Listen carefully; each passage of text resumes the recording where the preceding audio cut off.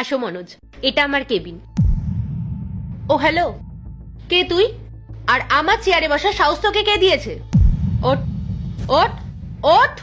আরে আরে, তুই পূজা না? হ্যাঁ সোমা, তা তুই এখানে কি করছিস? আমি তো একটা আর্জেন্ট কাজের জন্য এখানে এসেছি। তার মানে পূজা নামে এই কোম্পানিতে তুই আছিস? হ্যাঁ, আমার নামই পূজা। আচ্ছা, তোর মাথায় কি কোনো সমস্যা আছে নাকি রে? তোর মধ্যে কি কোনো ম্যানার্স নেই? তুই আমার কেবিনে এসে আমার চেয়ারে বসে বলি উইদাউট পারমিশনে। আরে অ্যাটলিস্ট কারোর থেকে একটা পারমিশন নিতে হয়, সেটাও কি জানিস না? না না, দেখ, তুই আমাকে ভুল ভাবছিস। আমি না এই কোম্পানিতে। একদম চুপ।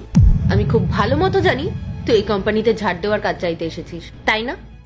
আরে কারোর থেকে তো জিজ্ঞাসা করে নিতে পারতিস যে ইন্টারভিউ কোথায় চলছে, কিন্তু না, তুই নির্লজ্জের মতো আমার কেবিনে এসে আমার চেয়ারে বসে বললি। দেখ পূজা, আমি এখানে ইন্টারভিউ দিতে আসিনি। আর এই ছেলেটাকে? ও ও ও আমার বয়ফ্রেন্ড। আমি ওকে এখানে এনেছি জব দেওয়ার জন্য। কিসের জব জানিস? অ্যাসিস্ট্যান্ট ম্যানেজারের। আর আমি এই কোম্পানিতে কোন পোস্টে জব করি তুই জানিস? ম্যানেজারের। আর একবার যদি আমি সোর্স লাগিয়ে দিই না, তাহলে ওর জব আটকাবে এরকম কারোর ক্ষমতা নেই।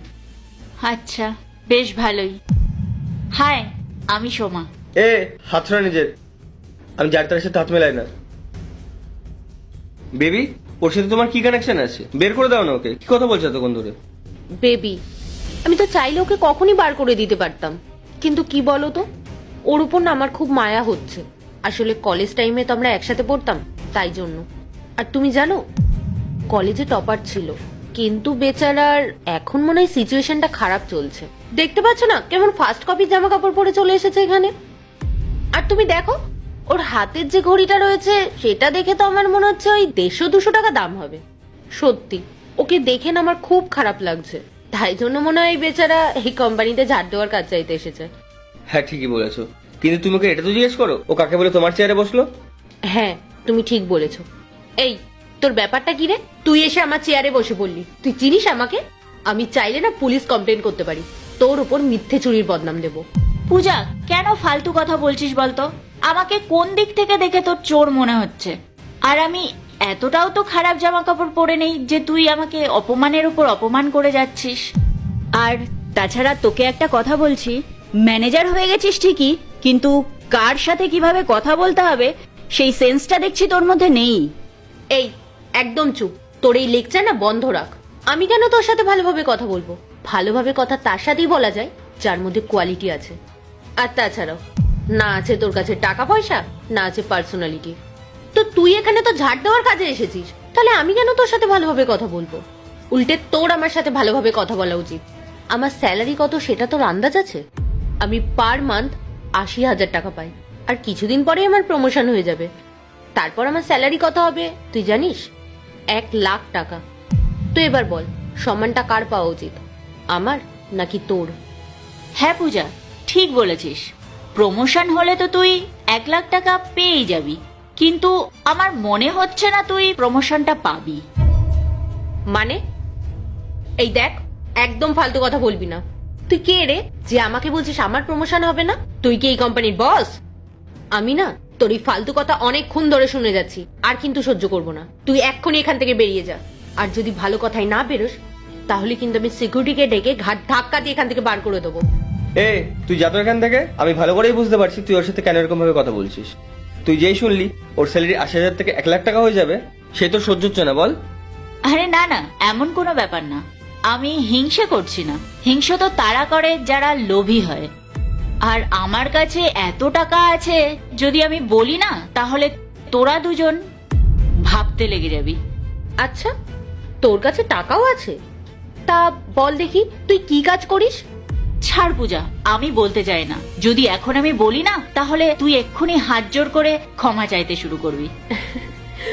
মানে তুই বলতে চাইছিস আমি তোর সামনে হাত জোড় করব? আমার মনে হয় তুই না স্বপ্নের জগতে আছিস। আর তুই হয়তো ভুলে যাচ্ছিস আমি তোকে একটু আগে কি বলেছিলাম। আমি এই কোম্পানির ম্যানেজার, আর আমার স্যালারি কত সেটাও তো তোকে বললাম। তো আমার কাছে এত টাকাই আছে, আমি যদি এই কোম্পানিতে জব নাও করি না, তাহলে সারা জীবন আমি বসে খেতে পারবো। দেখ, অনেকক্ষণ ধরে তোর এই নাটকগুলো শুনে যাচ্ছি, আমি আর সহ্য করতে পারবো না। তুই তাড়াতাড়ি এখান থেকে বেরো। না হলে কিন্তু তোর সাথে ভীষণ খারাপ হয়ে যাবে। আচ্ছা ঠিক আছে, আমি তো এখান থেকে চলেই যাব, কিন্তু যাওয়ার আগে আমি কিছু মানুষকে শিক্ষা দিয়ে যেতে চাই। আচ্ছা আমাকে এটা বল, এই কোম্পানির ওনার যে, তার নাম কি জিয়া? হ্যাঁ, জিয়া ম্যাডাম। কিন্তু তুই ওনাকে কি করে চিনিস? উনি তো আমার বস। তুমি এত চিন্তা কেন করছো পূজা? জিয়া ম্যাডাম হচ্ছে কোম্পানির বস, হয়তো কোথাও শুনেছো ওনার নাম। না না, কোথাও শুনিনি। ও আমার ছোটবেলার বান্ধবী। কি? জিয়া ম্যাডাম তোর বন্ধু? তুই দাঁড়া, আমি এখনই ম্যাডামকে কল করছি, তবেই বোঝা যাবে কে সত্যি বলছে আর কে মিথ্যে বলছে।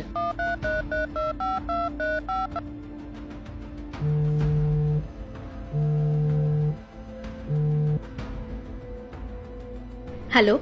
Good morning ma'am. ম্যাডাম, আপনি কি সোমা নামে কাউকে চেনেন? সোমা? কেন, কি হয়েছে? ম্যাডাম, এই সোমা নামের মেয়েটা না আমার পারমিশন ছাড়া আমার কেবিনে ঢুকে পড়েছে, আবার এসে আমার চেয়ারে বসে পড়েছে। আমি কখন থেকে অপমান করে যাচ্ছি, কিন্তু কিছুতেই বেরোচ্ছে না। আবার জানেন, ওর এত বড় সাহস, ও বলছে নাকি ও আপনার বন্ধু হয়। আচ্ছা, ম্যাডাম, আপনি এক কাজ করুন, আমি ওকে ফোনটা দিচ্ছি, আপনি কথা বলে নিন আর বলে দেবেন ও যেন এখান থেকে বেরিয়ে যায়। ঠিক আছে, ওনাকে ফোনটা দাও। ওকে ম্যাম, এই নিন ধর। হ্যালো, হ্যাঁ, কে? আমি সোমা, সোমা বালা দাস। সোমা? হ্যাঁ ম্যাডাম, গুড মর্নিং ম্যাডাম। আসলে পূজা না আমার কলেজের ফ্রেন্ড। আচ্ছা ম্যাডাম। ঠিক আছে, আমি তোমার সঙ্গে পরে কথা বলছি। হ্যাঁ ম্যাম, বলুন। আরে পূজা, তুমি কি পাগল নাকি? তুমি জানো উনি কে? তুমি সবসময় আমাকে জিজ্ঞাসা করতে না এই কোম্পানির ওনারকে। আমি তো এই কোম্পানির 20% পার্টনার, আর বাদ বাকি পুরোটাই সোমা ম্যাডাম ওন করেন। আচ্ছা শোনো, তুমি কিন্তু ওনার সাথে রেসপেক্ট দিয়ে কথা বলবে, কারণ উনি আমাদের সবার বস। Okay ma'am.